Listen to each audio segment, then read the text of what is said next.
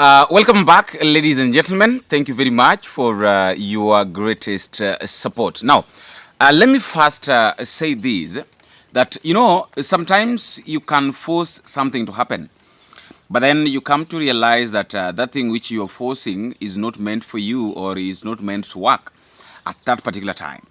You can force to build a house, then maybe you come to realize that you don't have enough money to build that house. Or you can force maybe to have a wife or husband, but then you come to realize that you are not mature enough to have somebody as a husband or as a wife. Why am I saying? I'm saying this because of what is happening right now.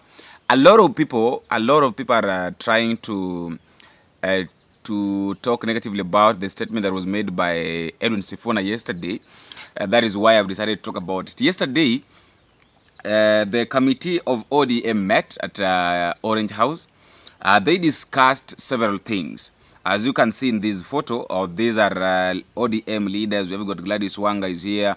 We have got Abdul Nasir is here. We have got Junet Mohammed is here. We have got Oburu Dinga, that is the party leader right now, is there. A lot of leaders, and then Ruth Odinga is also behind there. So all these are ODM delegates, the people that are like now the frontliners of ODM. They discussed several things, and then after discussing several things, now they came out to read or tell the public what they discussed. And that is where now the problem is coming from. The statement that was made, that was read actually by Edwin Sifuna, that is the party Secretary General of ODM. Just a little bit before we get deeper into the discussion, I want us to know, for those who didn't hear Edwin Sifuna speaking, this is what Edwin Sifuna said. Edwin Sifuna said that as ODM leadership, we reiterate the commitment of ODM to the broad-based government until 2027. A relationship guided by the 10-point agenda for the sake of peace and stability of the country. Now, Edwin Sifuna is maintaining the statement that was made by Raila Amolo Odinga. I think he has been talking about that we want to go with the statement, we want to go with the plan of our late party leader, what he wanted. And in fact, even Raila Amolo Odinga said that they can't work with the government past 2027. The agreement they had was to work with the government up to 2027. Listen to this. You have not passed any resolution as a party to say how we are going to go into the election of 2027. So wherever you are, don't commit the party to some things which have not been discussed. Let those things be discussed first. We are ODM. Who's told you that ODM will not have a candidate in 2027? Who has told you? So first, think as ODM. We have a clear plan that we have negotiated and we have agreed on, and let us continue to implement that plan. Other decisions we'll take when the time comes. We shall pursue all causes he dedicated his life to, do everything within our power to uphold the unity of the party and apply lessons learned from our departed leader and comrade in the service of the people of Kenya, who he loved and fought for. We reiterate the commitment of the party to the broad-based government until 2027, a relationship guided by the 10-point agenda entered into for the sake of peace and stability of the country. Rest in peace, Baba. Rest in peace, our party leader. Rest in peace, the people's president and comrade, the Right Honorable Raila Amolo Odinga. Now, after that, I don't know why people are measuring into the statement that was made by Edwin Sifuna. People are like, why have you decided to work with the government? Oh, Mara, we saw this coming. People like Peter Salasia are saying that Edwin Sifuna is just a pretender. Is in the government, is just pretending, yet is in the government. All those statements. But I want us to be clear here that I'm not defending Sifuna, but I'm just trying to look at his point of view. Remember, Edwin Sifuna himself said that whether Raila will be alive or not, whether what will happen or not, one thing I will not do, I will read every statement, everything that I will be told by the ODM party. But there is only one thing which I will not read. And I want us to listen to Edwin Sifuna's statement, what he said. Watch this. Ikiwa hapa katika kaunti ya Trans Nzoia, wakati nitabaki kama katibu mkuu wa chama, nitasoma resolutions za viungo vya chama. I will read all the resolutions that are made by organs of ODM except one. Except one. Which one? Wanataka ODM wakipitisha waseme Sifuna ni shenzi kabisa, nitasoma. Wakisema huyu Sifuna ni bure kabisa, nitasoma. Lakini siku ile watapitisha ati chama cha ODM kitaunga Kasongo mkono mwaka wa 2027. Hiyo nataka niseme mbele yenu na mbele ya Mwenyezi Mungu. Hiyo kusomi. Unanielewa? Hiyo itabidi watafute mtu mwingine ya kusoma mambo ya Kasongo. So that is Edwin Sifuna. I want us to talk like now, like Kenyans, like people who knows that this is our country, and who knows that maybe this ODM party has really brought different changes in the country. Of course, we know very well that right now ODM party ina yumba kidogo, haina msimamo, haina mwelekeo, kwa sababu nimesikia Nasir Abdul Swamad, that is the governor of Mombasa County, is saying this, that as ODM we would like to respectfully ask Ruto to provide Ruto the president, William Ruto the president, to consider choosing Governor Gladys Wanga as his running mate in 2027. That could have been Raila Odinga's way. So I don't know. Let me ask this. So right now, these guys, they sleep and then they wake up in the morning. After waking up in the morning, they just say anything, and then they say that this will be Raila Odinga's wish. Remember when Simba Arati said that William Ruto should now come and take over ODM party as the party leader, because perhaps that will be Raila Odinga's wish. When he was requesting people like Kalonzo Musyoka and Uhuru Muigai Kenyatta to come back to ODM. So I've been like, is this the way that these guys the way these guys wants to run ODM? Can't they trust themselves? You know, there is a way that you can do something and which shows that you are not trusting, you can't trust yourselves. These guys should trust themselves. They should also say that, okay, in as much as this thing is like this, in as much as now we are between a hard and a rock, we can manage this thing. We can run this party. We are in a position, we are able to run this party. They can run the party themselves. So this issue of, oh, mara this, mara that, I think should stop. They should strategize themselves.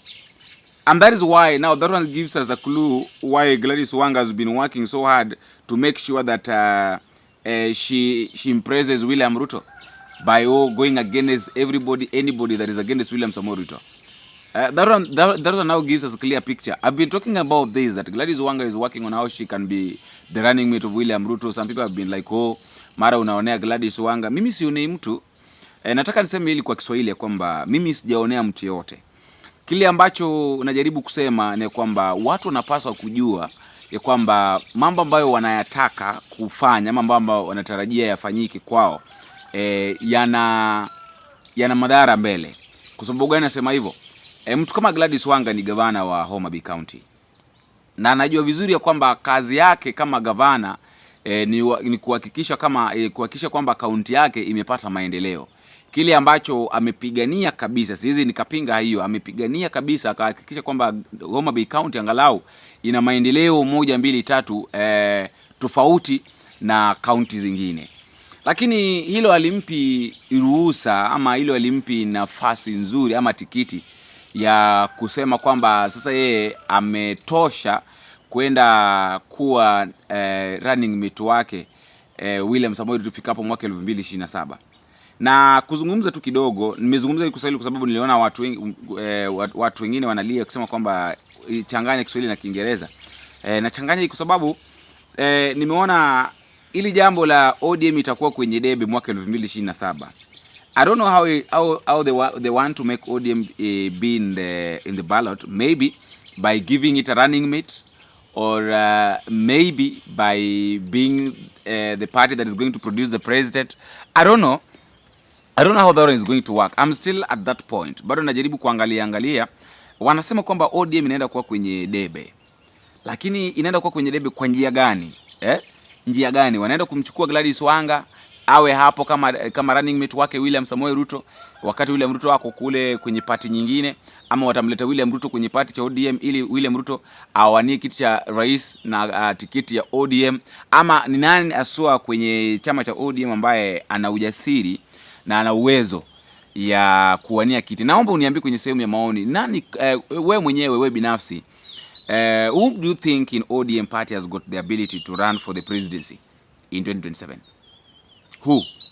Like because besides Raila Odinga, the late Raila Odinga, in fact I was not even seeing anybody who can run for the presidency.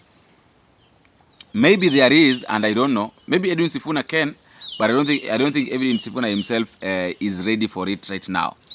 He has not said it. He has not said it. Perhaps Babu Wino is, but Babu Wino is also not ready for that right now. So I really don't know. You can tell me that at the comment section. This song that Mara ODM must also be in the ballot in 2027. Can you tell me? Because I've been, hiyo kitu imenisumbua sana. Who in ODM can vie for the presidency? Who exactly can vie for the presidency in ODM coming 2027? Because they've been singing this song for a very long time, that as ODM party we must be in the ballot. In fact even Edwin Sifuna has been saying it, that kama chama cha ODM lazima tukuje kwenye debe mwaka 2027. Lakini swali ni nani haswa anaweza akabeba bendera ya ODM mwaka 2027 wakati ambapo watawania kiti cha urais? So let us get back and talk a little bit about Edwin Sifuna. That meeting that they had yesterday, yes, they finished and then they told us what they discussed. But is there any other hidden agenda? Because Edwin Sifuna says that I'm going to read what the party is saying. So that is the voice of the party. The voice of the party is that they are going to work with the broad-based government until 2027. And in fact, they say that Edwin Sifuna read that it's like they're not going to work past 2027. So past 2027, the question is, past 2027, majority of those people, according to how you understand the people of ODM, the leaders of ODM right now currently, do you really think that they are going to agree to go back to the opposition? Do you really think that they are going to agree to ship out of the government, yet they know very well that they are enjoying it right now? Because some of them are saying, in fact, as you can see, that committee has been represented by the three faces that I was talking about. We have got Gladys Wanga, Junet Mohammed. Those are the guys that wants to impress William Ruto. In fact, Abdulwar Nasir is also, that is the governor of Mombasa, has also joined the crew. That is a group that wants to impress the William Ruto, wants to tell William Ruto that we are with you together until 2032. That is Gladys Wanga, Junet Mohammed, and Nasir. And then on the other hand, we have got Oburu Dinga, we have got Simbarati is also there. So that is another group that doesn't want to impress William Ruto, and at the same time doesn't want to impress this other group. So they want to wako hapo katikati. After all, they have got nothing to lose. We have Simbarati, Edwin Sifuna, they're also there. People who knows the direction of the party, even though Simbarati bado hana msimamo dhabiti. That is why sometimes you hear him saying that William Ruto should come back and be the party leader of ODM, because we don't have any person who can be the party leader. All those issues. So ODM bado haina ile msimamo. That is why I said that there's a time that I said immediately after Raila Odinga's death, I said that when a father dies in a home, there are most likely there are normally three things that do happen. Number one thing that normally happens is that that family will maintain the legacy of the father. They will just maintain it. They will not destroy it. They will not make it better, perfect. That is number one. Number two, they will destroy it completely, because they don't know the plan that the father had for the family. So the family is going to break, is going to scatter. Unaenda kusikia vijana mara mwingine yuko wapi, mara mwingine yuko wapi, wanavurugana wenyewe, wanapigana, wanabishana wenyewe, wengine wanataka kugawiwa mashamba, wengine wanataka kugawa mali. So that is it. And then the third one, they're going to make it perfect, whereby they're going to maintain the legacy of the father and say that, okay, our father left us this. How can we build this to make it better? Our father left us this company. How are we going to make this company look better and perfect, like just like our father maybe would have wanted it to be? So that is exactly what needs to happen. They need to ask themselves that, okay, Raila Odinga left at this party and they left it at this particular state. So how are we going to make it look perfect? How are we going to make sure that this party is better than maybe what Raila would have wanted, or is better than what Raila wanted, you see? Or are we going to destroy it? So for them to do that, they have to make sure that they bring in people like Babu Win on the board to make everything work perfect, maybe as they wanted. After all, guys, that is just my thought, and that is all I have for now. Let me also know what to think at the comment section, but don't forget to drop me a comment, tell me what to think and where exactly you are watching this video from. If you're within the country, tell me which part of the country you're watching from, and if you're outside the country, you can as well tell me which country, or drop me the flag at the comment section, and I'll figure it out by myself. Until we meet again, I've been your host, Boniface. We commit here in unison that, as we did during the funeral, that we will not be responsible for any breakup in the party or any unnecessary political turbulence that runs counter to Jacom's dream. I beseech the media to avoid the tendency for sensationalism and the incessant hunt for negative news within the party. ODM's biggest problem now will not be which faction is winning against which one, or whether indeed there exist factions within the party. Today, the Central Committee of the party has met and laid a firm foundation of unity upon which we can build on moving forward. Please help us sustain this momentum by not perpetually hyping on perceived divisions. Instead, take time to also see us as a fabric built from diverse material originating from everywhere across the country, which predictably means that we may not always speak the same language, but we certainly know how to avoid the pitfalls of division that may happen on our path. We also appeal to the party's county officials throughout the 47 counties and all branch officials. Baba's dream is alive in all of you. Take up the leadership and grow the movement in your areas without fear or favor. Campaign time will come, and we shall be ready to hit the ground to popularize the party everywhere in Kenya. We grew into the biggest party in this land because citizens believed in our credibility, integrity, and aspirations. As a mass movement for all downtrodden Kenyans, there is no room for sentiment on this. You must move forward with your head held high. Whatever support you need from this committee, the National Office, and the National Secretariat to help you achieve your mandate, we promise to do our best to deliver it. Finally, we wish to appeal to the national government that the constitutional provision for the funding of political parties is a yawning gap that has seen ODM owed billions in political party remittances. We believe that the best way for the national government to honor the late Raila Odinga is to release the money owed to the party so that our programs can run and the legacy of our leader can remain secure. Indeed, as the foremost Democrat in this country, Raila had fought tirelessly for political party funding as a safeguard against state interference, and it is only fair that his memory be sanctified by the expediting of pending issues for which he sought solutions. The party remains strong and steadfast in all its obligations and will rise stronger from this adversity. This being the first meeting of the committee since the passing of our leader, the top organ has resolved as follows. Number one, that we extend the deepest gratitude to the people and the government of Kenya for the support, outpouring of love, and solidarity extended to our leader and his family following his passing. That we endorse Honorable Dr. Oburu Oginga as the new acting party leader and urge the party rank and file to accord him all the necessary support and cooperation to enable him guide the party through this difficult time. That in honor of his legacy as a unifier who brought together people of all shades of views and from diverse social, economic, geographical backgrounds, ODM shall continue on the path of embracing diversity and continue the struggle for equity, justice, and peace here at home and beyond our borders. That in line with the wishes and demands of millions of Kenyans whose lives he touched, the party will hold memorial services in many different parts of the country to enable those many admirers interact with and with his sudden departure. Memorial venues or the memorials are planned for the following areas. We will start with Kilifi County, will be in Magarini on 2nd and 3rd of next month. Then we will do Homa Bay and Migori on the 5th and 6th respectively.